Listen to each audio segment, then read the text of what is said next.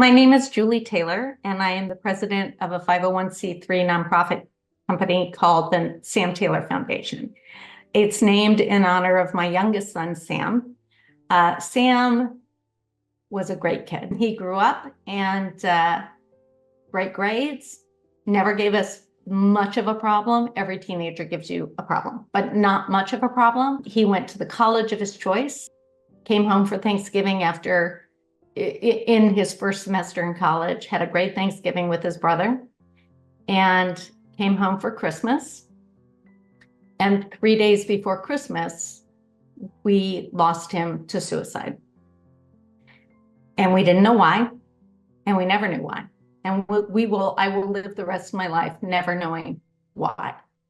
I can look back now and say, maybe there were signs. He did sometimes isolate himself with his laptop in his bedroom. He sometimes didn't want to go out and do the things that kids in high school do.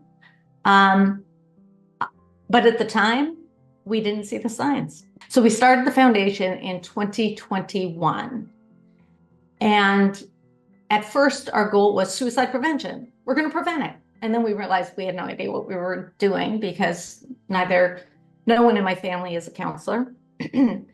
And we finally figured out that the best way to try to prevent it, not always successfully, but to try, was to make sure that kids, teenagers, and young adults could get the mental health therapy they needed when they needed it before it became a crisis situation.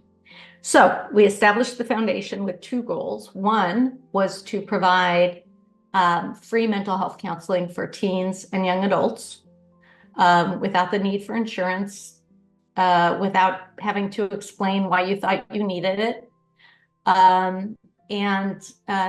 We did that through a partnership with an organization called BetterHelp, and it's been very successful. We also decided that we should go into schools and at events to talk to young people about mental illness with the final goal of really lessening the stigma of mental illness and the stigma of suicide. So people could talk about it and kids could understand when and how they could get help.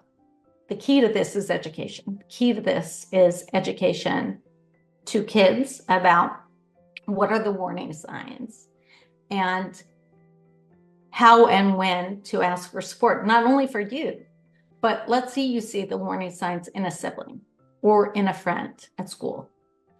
How do you approach that? How do you work with that? Who do you go to? And when I'm in high schools, I always tell the kids, the conversation you have with your friend is the hardest conversation you're ever going to have.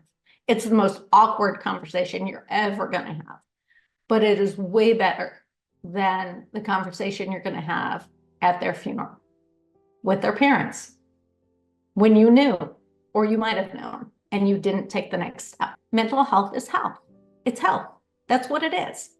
And if you're going to take steps to treat your health on a medical health basis, then you need to know how to take steps to treat your health or somebody else's health on a mental health basis. And it's not more complicated than that.